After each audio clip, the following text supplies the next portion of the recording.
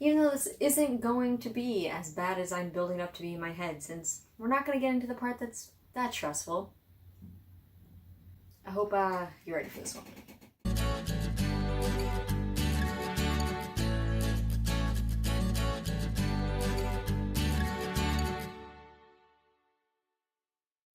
Hey everyone, I'm Elle Hayes. Welcome back to my channel. Happy to see you all again.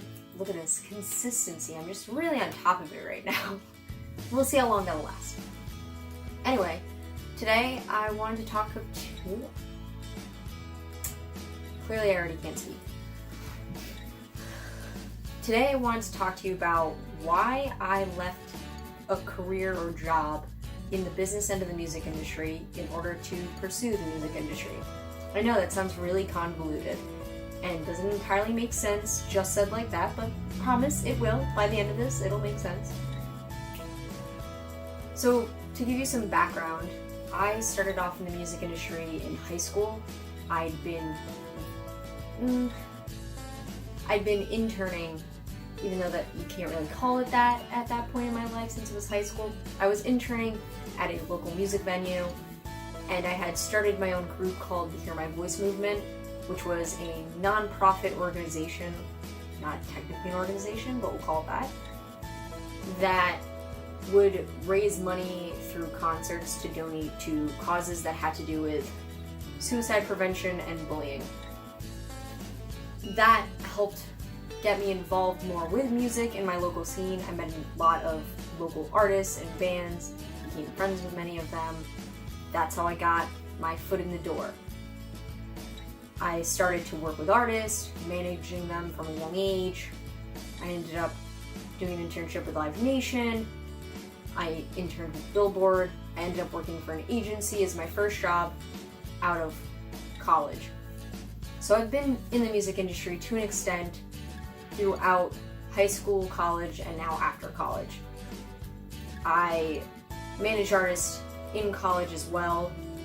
I was a part of school organizations that would book shows, and I was also really good at getting people to connect with resources that I had built through this network. So I would help people find who to go to for a producer, graphic designing, anything an artist needed I was able to assist with, and I really enjoyed it. I hadn't been on the music end of it as an artist during any of this point, which I went into a little bit in my previous video, which you can check out. I'll link it below, even though it's not specifically related to this. It gives you an idea why I didn't do the band or musician side of this until I didn't do the band or musician side of this. Can't speak today. I think this one makes me a little nervous. So with all my slurring and inability to speak, a lot of that comes from the stress I had being in that part of the music industry. And I'm sure many of you can relate to that if you are a part of it. So let's get into why I left the music industry on the business end. I left it because I had no life outside of that job. And contrary to popular belief, I don't think my entire life has to be my job in order for me to be good at it, one, and for me to show that I'm dedicated. I think it's a ridiculous mindset to believe that my entire life had to be a job that I worked 2 hours away from my house from about 9:30 until 7 at night, and some nights it went longer than that. It created such an unhealthy environment for me. I was stressed out all the time. I wasn't getting enough sleep, which was adding to my mentality and just being really down on myself. I'm really against the idea that many people in the music industry put in our heads that this is the only path to making it, quote unquote. You're told that you have to sacrifice a lot to make it, and I'm not against that. But what's frustrating to me is I think a lot of the times companies or people who maybe started in the industry before us don't always remember that many of us worked a lot of free internships. By the time I had a job, I worked minimum 5 to 6 free internships prior. So it's frustrating when you're consistently told you need to pay your dues. And I'm comfortable paying my dues, and I've done it numerous times over and over again, and with some phenomenal companies, and I don't regret paying those dues, and I loved working for them. But it gets to a point where you're being undervalued because there's always someone who's willing to do the work for free or for less. And it's creating this unhealthy pattern that we're all getting sucked into. I didn't want to be a part of that anymore. I ended up deciding that there was another path, and I was going to create that path for myself. You're currently seeing in that transition phase part of this path. I left the last job I was in the music industry 4-ish months ago. So I haven't been down this route for that long, but I thought it would maybe be nice for someone else who's considering leaving the industry to do it a different way. It'd be nice for them to see that there are other people doing it, and I'm very confident that I'm going to make a career in this field for myself. It's all I've ever wanted to do with my life. I just think that there's a better way for me personally to do it. I know plenty of people who've done the route of working these intense hours, being underpaid, at least what I view as underpaid, but not enough money to live on. And they're doing it for years and years on end, and it pays off, and they're super happy about it. If it had maybe been a position and a part of the industry I was more passionate about, maybe I would have felt differently. But I also think I realized how much I wanted to be a musician and how much I wanted to be the artist rather than the person making all the business dealings happen. While I did like a lot of that, and I mostly like being a manager more than the other stuff I ended up doing, I just got really frustrated that my career always depended on someone else. I managed numerous artists at some point, and I hated the feeling that my career was really only going to happen so long as they were equally as committed. I know that sounds maybe ridiculous to some people, but it could be a control freak thing in me. I was just over waiting on someone else to make it happen. And this is kind of my way of taking back control of my career path, where this is only going to happen if I make it happen. I'm not relying on somebody else to make this happen for me. But I'm more invigorated here than I've ever been, and I'm stoked. I just feel things happening for me constantly, even if it doesn't look it as an outsider looking in, and even if my progression on socials or something is slow, I feel the progression. I see the progression in my work, both on YouTube, Twitch, but more importantly in my music. I see the progression. I see how I'm becoming a better singer and artist every time I work on stuff. And it's just made me so much happier. That's the big takeaway I hope you have from this, is there was no job that was worth me losing my happiness for. Especially if this was, in theory, supposed to be the field I wanted all these years. I've wanted this more than anything. And I've worked so many different parts of this field. I've worked in management, I've worked for agencies, I've worked for backlining, I've worked for marketing, I've worked as promotional person for venues, I've worked as the general manager's assistant at venues, I've worked as assistants to managers, assistants for bands.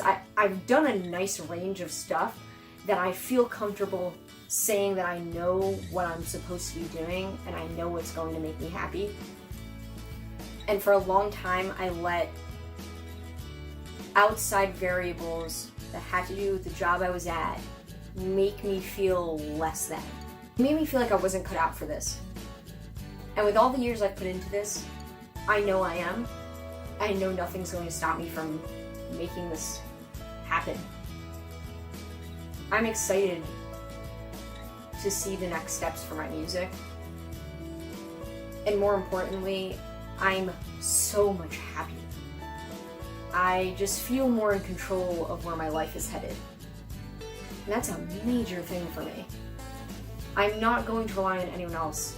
This is my career, this is my life, and this is what I'm going to do with it.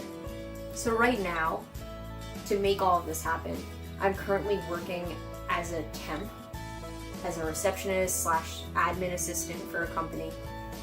That may become permanent, but even then the hours aren't insane. I usually get there at 7:45 a.m. and I work until 5 p.m., give or take maybe an hour. The hours aren't bad, it's not far from my house. So every day after work, I'm actually able to do stuff rather than my old job where I was getting home around 10 p.m. and I had no time to now work on all the other things that are going to make my career happen.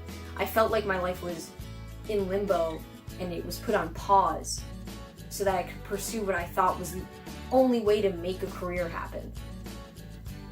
And yet again, that works for a lot of people. I'm just not one of the people it's going to work for. So I'm working as a temp. I have time to come home and work on these YouTube videos. I have time to collab with other people that I've been doing recently with Twitch. And I have a lot of time now to write music, work on stuff with my band. We had our first show recently. That's another video I'll put down in the description for you. I like all these videos I keep mentioning that I'm going to link. It's the same one video. And I'm going to also post a video showing clips from our first performance. Wasn't anything crazy, but these are all steps that would never have happened had I not left a job in the music industry in order to make the music industry happen for me. Some quick advice, I suppose, that I'd like to share. The most time you're ever going to have in your life is right now. And what I mean by that is, you can't go back and change all the choices you've made up until this very moment right now. But right now, you can make a change, you can make a choice in your life that's going to benefit you in the long run. Every day I get up and I jam-pack my day with things that need to get done. And yes, I'm exhausted a lot of the time, but I know that I'm putting myself up for a better position tomorrow, and that one day this will all pay off because of all the invested time and energy and work that I've put into this, and building what I want to be my brand, what I want to be as my band, and music being my life. So you have the opportunity right now to make that decision. So that unintentionally got really preachy. Hope you had some takeaway from it besides me giving too much advice. And I learned a very long time ago that I was not going to live with what ifs.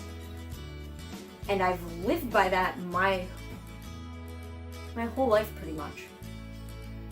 I don't want to ever wake up 5 to 10 years from now and ask myself why I didn't go for it. There's so many reasons not to.